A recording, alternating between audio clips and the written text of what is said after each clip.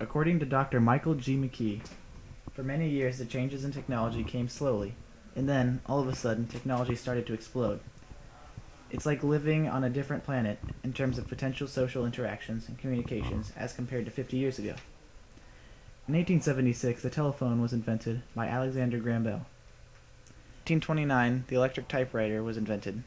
In 1971, the email was invented by Ray Tomlinson. In 1973, the personal computer was invented. In 1984, the brick phone was invented. In 2001, the first iPod was invented. In 2007, the first iPhone was invented. In 2011, we have the iPhone 4S.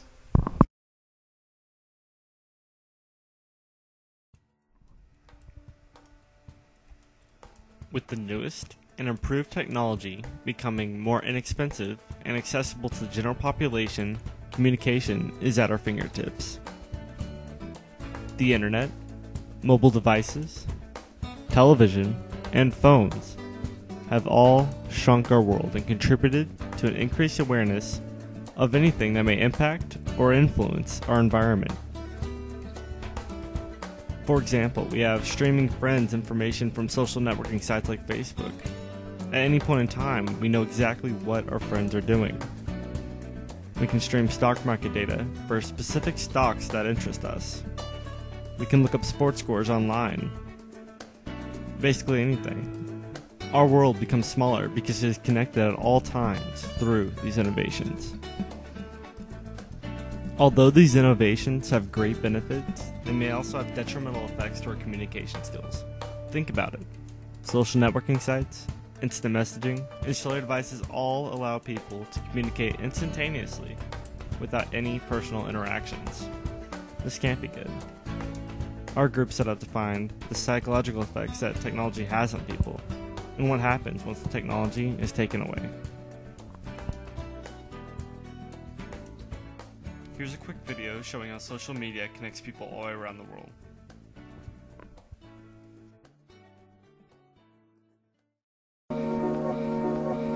If I came this way,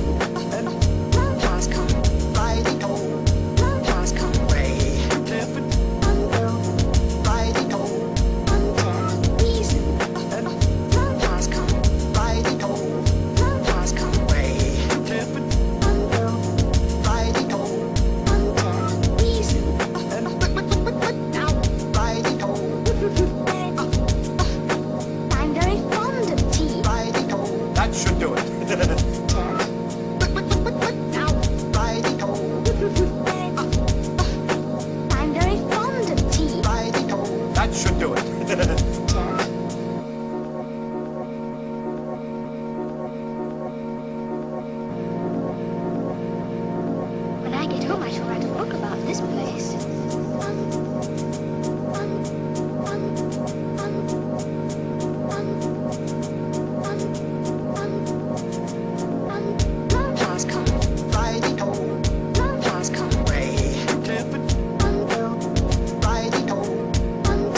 Reason.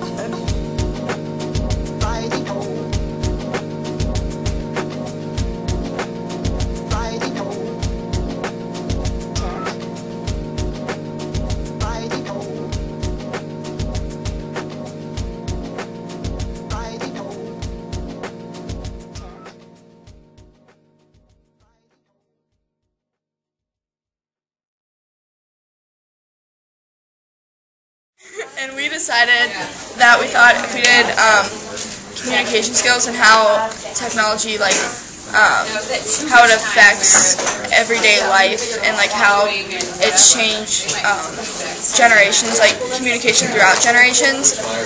And then we started contacting different like psychologists and communication professors at OSU, and a lot of them were like, we can't do it, we're out of town. So what we decided to do was branch off from that and then go into like how has it affected businesses, and like does it affect your chances of getting a job if you have certain things on Facebook or something like that. And so we're interviewing my mom, she's an HR manager, and she looks at stuff like that. And we're also interviewing Miss Blackley, the school assistant principal, and Alexandra is actually starting that right now. And then also we eventually did get in contact with a psychiatrist, so then we are doing the psychological effects of technology as well. And those are just the 3 branches that we're going down right now, and we're seeing how they all fit together.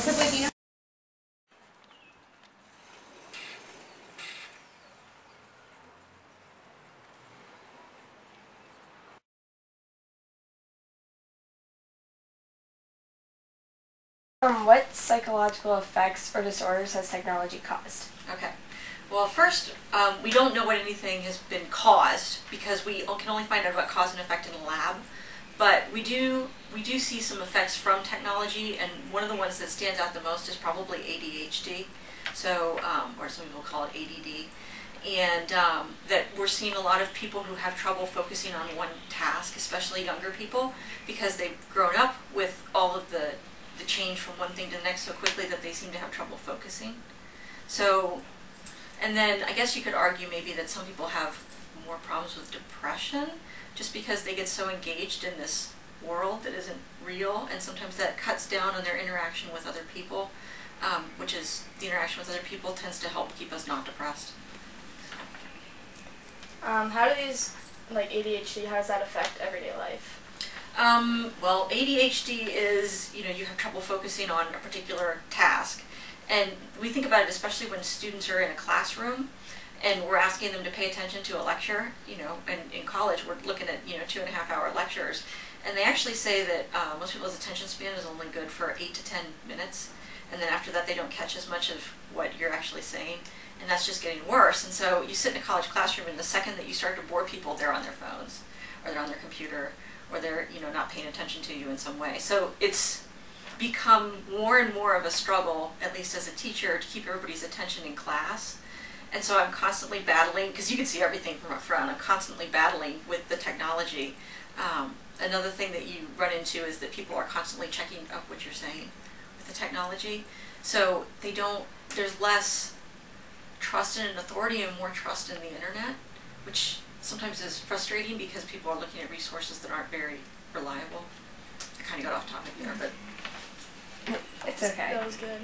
Do you think technology affects our feelings at all? Can you say more? Like, sorry. That's right. If you get 20 likes on Facebook, like you would feel better, but then you didn't get any likes at all, or something like that. Right. So like self-esteem types of things? Yeah. They actually say that self-esteem is getting higher if you are on Facebook and things like that, because you can seek out people who will give you likes and that kind of a thing. Plus some people get really good at posting things that will get attention. I do think that cyberbullying is a problem though. When I was in high school, you couldn't attack somebody from every direction, but now you can get phone calls, texts, people can slander you on the internet. I mean, there's so many ways that people can come after you and that you can't get away from. And there's not a lot that you can do about it if people, what are you going to do, get a lawyer? Okay. You know what I mean? So, and the other thing that's always interesting to me is with cyberbullying is, if a grown-up did to a grown-up what some people do online as kids, they totally go to jail. But, people do get away with stuff when they're younger. It's almost like because they're younger. I just think that's not fair.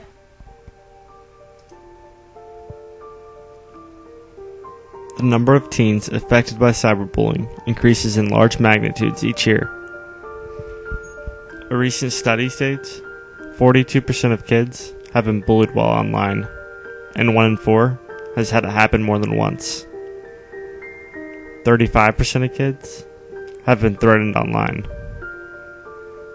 and 21% have received mean or threatening emails. 58% admit someone has said something mean or hurtful to them while online. 53% of kids admit having said something mean or hurtful to another person online. And 1 in 3 has done it more than once. 58% haven't told their parents or another adult anything at all.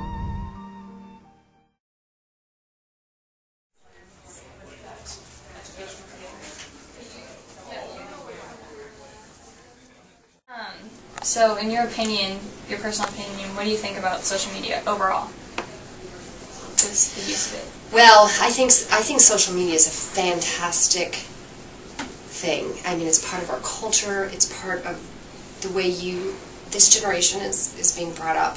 I do think it has so many positive qualities. I also know that too much of a good thing can also be bad. And sometimes ease and accessibility to that much information so quickly can be detrimental from the bullying perspective. We're not handwriting and passing notes anymore like they did 30 years ago, 20 years ago. There's one sentence sent and it can hit tens of thousands very, very quickly. And I think one of the problems with social media as well is kids, well, not necessarily kids, but I'm going to group even adults, are at home in an office or their bedroom or sitting in their living room, and they say whatever they want to say and send it out there, and there's no peer pressure, there's no consequence, because you're by yourself, you're removed. I think that you cannot forget that you're still connected to people. I know that sounds strange, but I think we have to continue to remember, if we wouldn't say it to somebody's face, we shouldn't post it online. And I do think on social networking magnifies the effect of statements. So, have you noticed an increase of cases dealing with cyberbullying? Relative to years ago, absolutely. I think every year the number of cyberbullying instances goes up. Absolutely. Why do you think they go up? Do you have any? I think as technology becomes cheaper and more kids have accessibility to it, and when more in places are going wireless, like right here in this building, you can actually access social media sites from an iPod Touch. So there's a lot of kids that may not have an expensive iPhone or iPad or any of those tablets, but they might have an iPod Touch, which you can access the social networking sites. And now we're in a wireless environment here. So I think all of those pieces are, as it gets in more kids' hands and it gets easier to access internet, we're going to see it continue to rise. How does the school deal with cyberbullying? Big sigh, because well, there's different. We deal with it as we do with any other type of bullying or harassment. And one of the things is if it happens during the school day. So if the actual post was made during the school day, then it is an issue we can discipline as a school. And then also revoke rights to use electronic devices in the school, because then you violated the electronic use policy. So if it happens during the school day, then it is something that as a school it has a direct consequence. If it is something that happens outside the school day, but it pertains to someone, of course students in our building, and it actually can disrupt the learning environment, and it is something in which we will have conversations with the students. We'll attempt to mediate.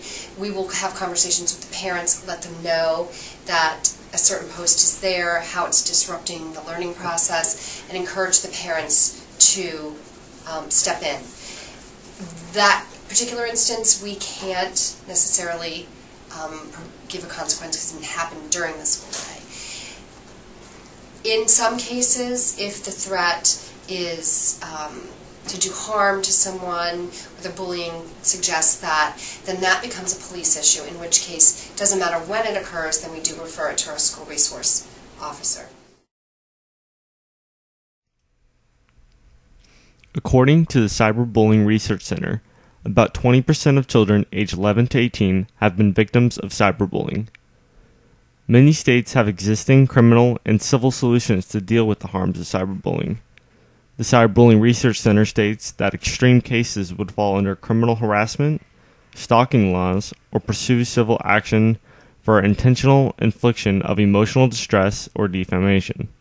Some states, such as Connecticut, have made significant changes to their legislation regarding cyberbullying. Act 11-232 states the repeated use by one or more students of a written, oral, or electronic communication, such as cyberbullying, directed at or referring to another student attending school in the same school district, or a physical act or gesture by one or more students repeatedly directed at another student that causes physical or emotional harm to himself or herself, or any damage to his or her property, which places a student in reasonable fear or harm to himself or herself, or any damage to his or her property. It creates a hostile environment at school for such student, infringes on the right of students at school, or substantially disrupts the education process or the orderly operation of school. One act in Ohio, 2903.211, menacing by stalking, states that no person, by engaging in pattern of conduct, whether it's by computer or by personal interaction, shall knowingly cause another person to believe that the offender will cause physical harm to the other person or cause mental distress to the other person. The needed change for this legislation is all because of the increase of cyberbullying. Now, the increase of cyberbullying happens because of the increase in technology and how easy accessible it is to the population.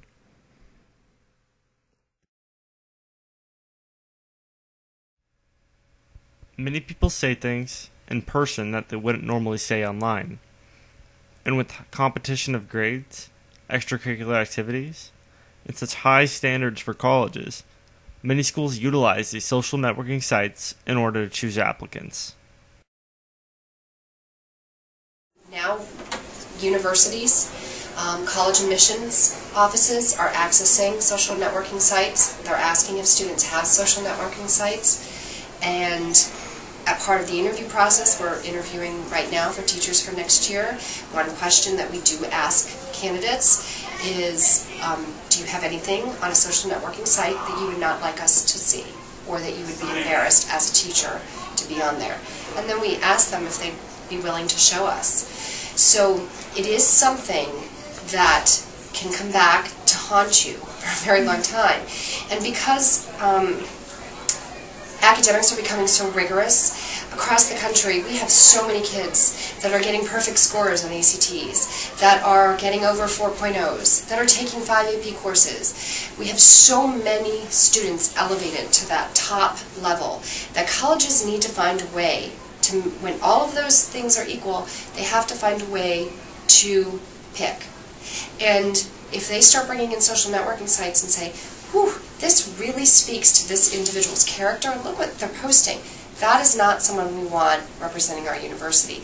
And they have that ability to make that choice. So there is potential issues with social networking.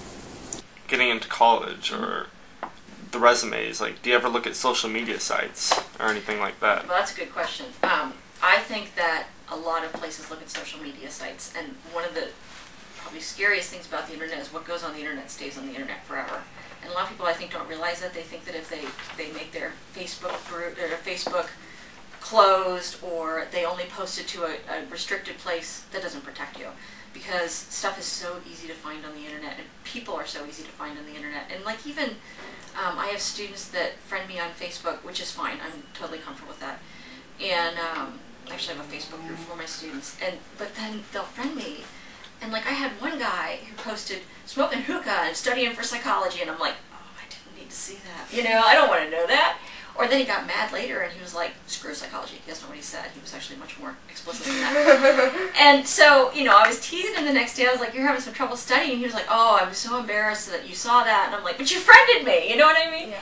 And so, I don't care. But I think employers look at that. In fact, I've heard that a lot of employers will look at Facebook and that, you know, they'll create these bogus accounts to try to trick you into friending them so they can see your stuff. And I guess a lot of employers looked at LinkedIn, and so I think like that it's really important to manage your image online and be careful. Like I try never to write anything on Facebook that I wouldn't yell in front of a room of students, because that's where I could end up, you know, and that could impact my job. So I try to be really careful with stuff like that. But you know, at the same time, it's like you can create a really good image online that way. You know, you can share your resume online, like on LinkedIn or something like that. You can connect to people you wouldn't have been able to connect to. I was trying to network with somebody the other day, and I looked at my LinkedIn connections and found somebody who was connected to the person I needed to go to, and they were great. They did all this in between for me, and I never would have had that opportunity before. So Yeah, like I wouldn't have been able to be in contact with you. Right. Yeah. So. Have you seen more cases in your work that have to deal with social media sites, like more complaints? I have. There's been a lot of attention to social media in the field of human resource lately. I think especially where employees use social media as a way to vent about work, but sometimes what they're saying isn't appropriate, or in many cases they're giving away company trade secrets, or they're just not acting appropriately. They'll do things on camera and they'll wear their company logoed shirt, and then they're acting as a representative of the company. So yes, we have certainly seen an increased number, not only from social media on things like Facebook and Twitter, but also we see a lot of inappropriate text coming back and forth, where a manager will inappropriately text an employee, or vice versa. The things that they're texting back and forth are not suitable for work, and we're seeing a lot of complaints about that. What punishment can you get from things like inappropriate text? Well, it can be up to and including termination. I think a lot of times we give people the benefit of the doubt, and if people are texting jokes back and forth, while that's not necessarily appropriate, a lot of times we will give somebody a warning. But sometimes we have people that are doing, you know, inappropriate things in the back room, and they're taping themselves, or they are harassing people, or they are threatening people via Twitter, via Facebook, and there is no tolerance for things like that. And that could, you know, it could be up to termination right on the spot for the things that you've posted on Facebook or Twitter. How does social media affect getting a job? Well, you know, HR people are pretty savvy people, and gone are the days that we just call and do a phone reference check. Now we reference check you via our computer, and we're going to Google your name, and we're going to see your site that pops up. We're going to take a look at you. We're going to look at you in LinkedIn. We're going to look at you and find out who you know and who you associate yourself with. And, you know, you might not think about it, but the pictures and stuff that you're posting today, they're going to stay on Facebook and forever. And we're going to find out about it. And it's really important that, you know, even though it's all fun and games right now, that it could come back and haunt you. And HR people are savvy people, and we're going to do whatever it takes to find out about you to make sure that we're hiring the best person. What type of things would be that you would not want to see on a social media site? Well, we certainly wouldn't want to see any violence or any drug use or any alcohol use. We realize that everybody has some crazy partying days and everyone likes to have fun, but we're looking for things that are appropriate fun for any age group, and we're not looking for anything that's harmful. We're reading the posts. Are there any racist comments, or is there anything that people can read and it's not appropriate? You know, are you having appropriate fun, or are you crossing that line? Because if you cross that line on your social media site, we'll think that you might be able to cross that line at work. How does your company utilize social media for hiring or for advertising? Well, gone are the days when you go to the classifieds and the ads and you look for a job. Now everything is done via LinkedIn, via Career Builder, Monster, any sort of job site. That's the way that the world works now, and we use social media exclusively to hire people, to find people, even to screen people.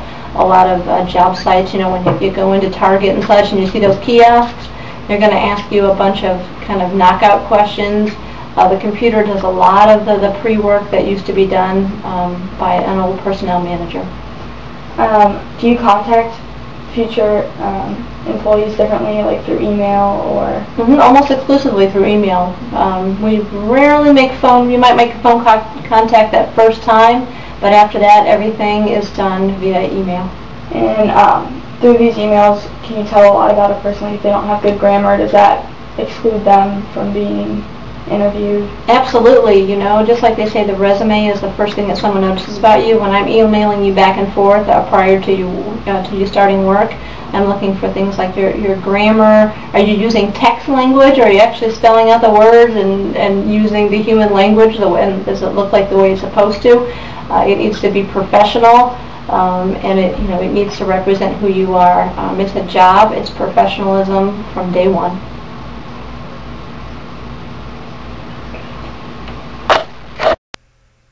Although new innovations in technology may have its problems, many of the innovations are very beneficial to others. And with the rapid changing of technology, you see changes within schools, the workplace, and even homes. In your opinion, how do you think the classroom will be changing in the future with technology? I think you'll start to see more integration of technology in the classroom. It will be easier for teachers to keep data on student learning and growth because some of the students, even as young as kindergarten, take online testing, and then we get reports that are generated on their learning in specific content areas. So it is helpful to use as an instructional tool, but also for assessment. How has the school environment changed because of technology? I think technology in general, it's changed positively in a lot of ways because we're able to, have students be able to access the internet for learning and for gaining information. We have smart boards, there's iPads that some schools have access to. So I think in a lot of ways we're able to do that in a positive way. I think sometimes when it comes down to having technology such as cell phones and things like that in school or iPods, it can be more of a distraction for students and more interfering, not only because the kids can get caught up in things like the cyberbullying or sexting or those types of things, but also just because they're a distraction. And even though kids aren't supposed to have them in classes, I know that they do firsthand with my daughter, but also with other students as well. I mean, I think it can be very distracting, or if they get an upsetting text in school and that sort of thing. So I think, that's a big part of changes. Our society changes rapidly every day because of technological advancements.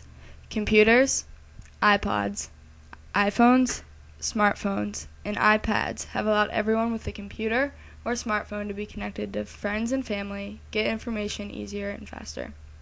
Due to technology's advancements and accessibility, society has transformed from past decades. According to Dr. Kaufman, today's society faces more psychological effects such as ADD and depression. They are more prevalent in today's society. ADD is a disorder that makes it hard for the individual to focus on a certain task. Students find it harder to pay attention in class, and adults find it hard to focus during work and other everyday activities. Depression can lead to an unhappy life, and depending on how severe, suicide. Cyberbullying online has played a large role in today's society and has often been blamed for these psychological effects. 1 in 4 teens has said that they've been cyberbullied online, and 21% of students have received mean or threatening emails. More and more cases are being brought to the attention of teachers, parents, and even our local governments. New legislation has been proposed and passed regarding cyberbullying. Connecticut is one state that has made drastic changes. Act 11-332 states that it disrupts learning and can be harassment or stalking. Not only is our government taking what we post online today seriously, colleges and future employers use social media sites to judge your character and decide if you are a good representative of their company or university. They look at your posts and pictures for any inappropriate or racist posts. What you post today will affect you today, tomorrow, and the next day, and the next day. Maintaining a social image has become more important than ever before and will continue to be stressed in the future as our society changes.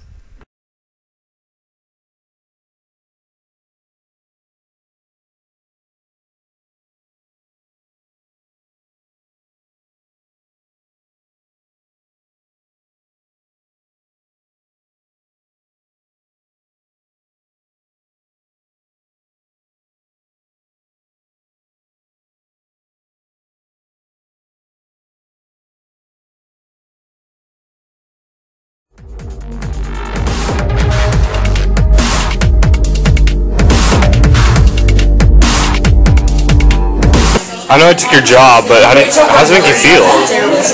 I'm dyslexic and can't write. Are you the secretary now? I'm the secretary. That makes sense. Uh-huh. How do you feel about being fired, though?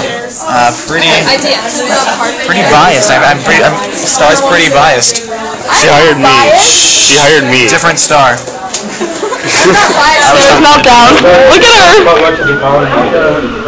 Not really bad. Yeah, your face is all red. You're having a meltdown. Look at this. So Alexander, how do you feel without your phone? It's been away for about a minute. How do you feel? It's been 5. It's been 5. How do you feel so far? I'm alone. How do you feel, Ethan? Alright. Clark? I still have my phone. Put it away.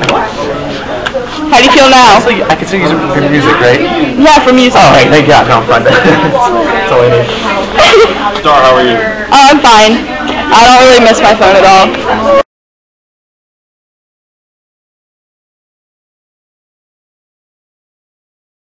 Confess. I used my phone last night. To text my friend and to make plans with Marissa Graywitt. Oh. Marissa Graywitt what? Wait, why are you filming us in our confession? Why not just film yourself? I didn't Listen to the confession. Yeah. I accidentally texted Alexander the first night, too. We've been texting each other all week. Your confession. Wow, okay. On the first day. You guys are cool. Both failed. I really tried. I really did. And then Ethan's confession. I didn't do it. Oh, wait. Then Clark's confession. Oh, wait.